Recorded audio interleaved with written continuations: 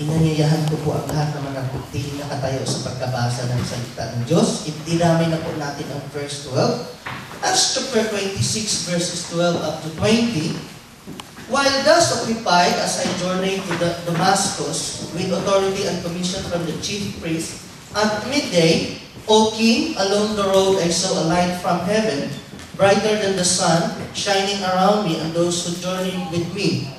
And when we all had fallen to the ground, I heard a voice speaking to me and saying in the Hebrew language, Saul, Saul, why are you persecuting me? It is hard for you to kick against the goads. So I said, Who are you, Lord?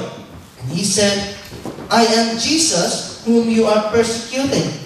But rise and stand on your feet, for I have appeared to you for this purpose, to make you a minister and a witness both of the things which you have seen and of the things which I will yet reveal to you.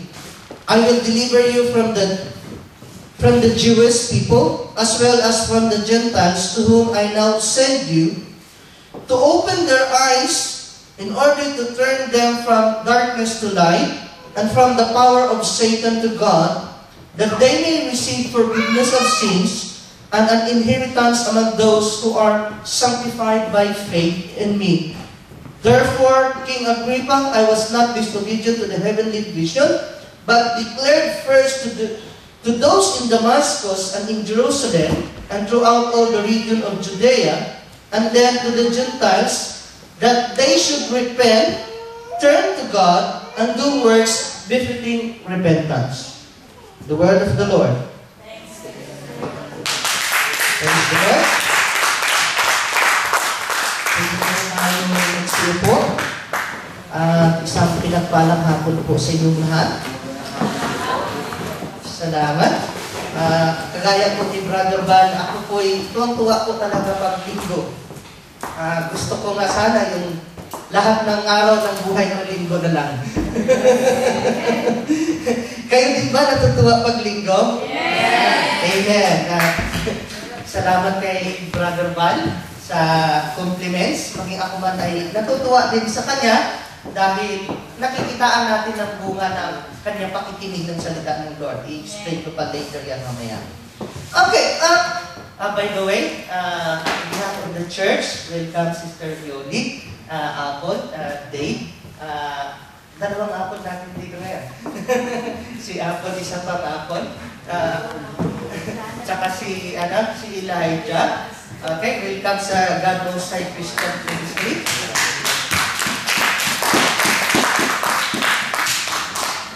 I-explain ko na lang yan as we go along.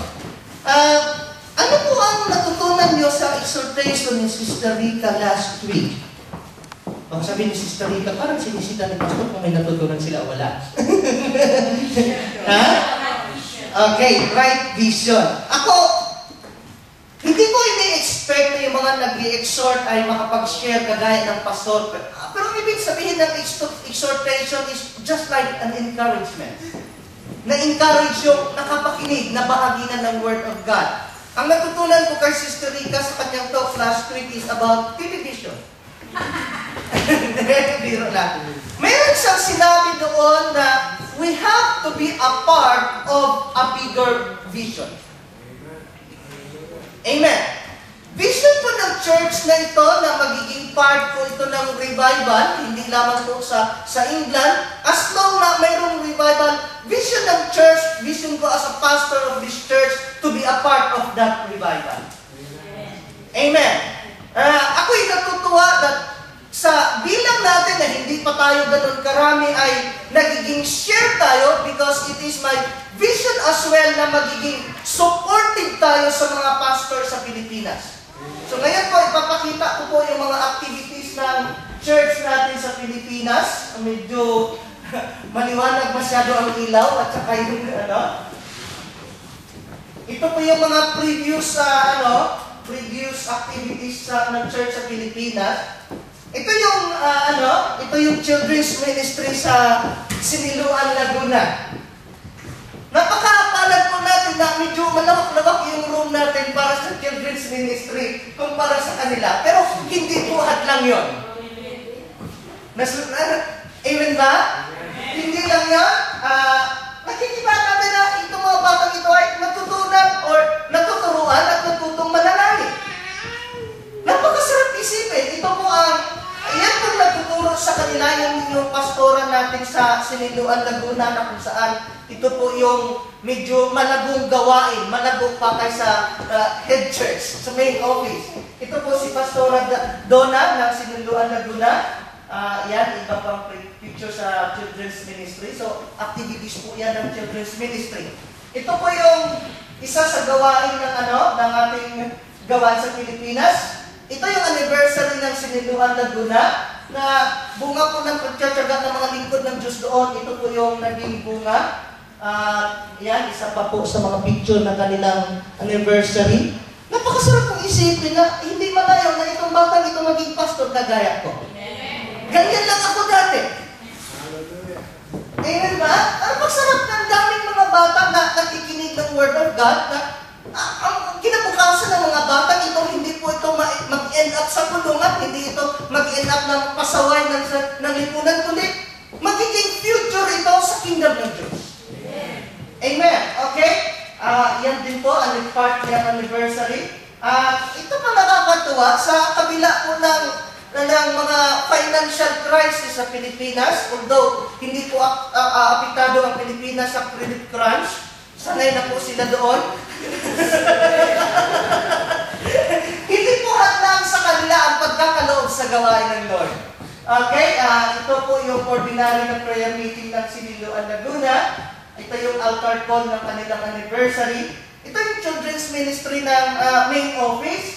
Hindi ko na nilagay sa YouTube yung video nila, pero sumayaw po sila. So, at least may idea tayo na ito po yung vision ng church, hindi lang dito, kundi masuportahan po yung mga pastor natin doon. Gusto ko rin po kayong i-update saan napupunta po yung pera na ipinagkaloob natin sa gawain ito. Yun nga, last month, nakapag-send po tayo ng 384 pounds sa main church sa Pilipinas. Malaking bagay na po yun. Yun po ay 10% natin monthly at saka on top of 10%, mayroon tayong 150 pounds na suporta sa mga pastor doon. Amen. Mamalaki ko ang kapurihan ng Lord na yung drums natin, medyo bago po yan. 542 pounds na natin. Hindi po naghihikaos ang gawain ng Lord dito sa London. Amen. Yung gitara na natin dito, ang acoustic na ito, 300 pounds lang naman yan. Yung bass guitar natin, 255, may presyohan ko. Yung lead guitars natin, ano lang naman yan, 7,000 pesos nga lang. Kaya ko po ito sinishare sa inyo, at least mayroon kayong consciousness or awareness na ito po yung napapatunguhan or napupuntahan po ng ating pondo ng church natin. Under po tayo ng Charity Commission, inaano po natin yung para sa audit ng report natin sa kanila. Itong hall, nag-umpisa lang tayo ng 50 pounds na renta sa hall. Ngayon, ito 110. Pero hindi naman kinakapos ang gawain ng Lord. Siyempre, hindi ko itatago sa inyo, mayroon din po akong konting allowance tinatanggap. Hindi ko rin binubusalan sa sarili ko. Para pagpalain naman yung church. Tinatanggap ko rin yung allowance. Hindi lang ako ang tumatanggap, yung iba nating kapatiran, tumatanggap din ng hindi man kalakihan, pero at least for the sake na mayroong inaabot ang church para sa kanila. How we wish nga na mga lingkod ng Lord mabigyan lahat, pero at the moment, hindi ganun kalaki yung ating pondo.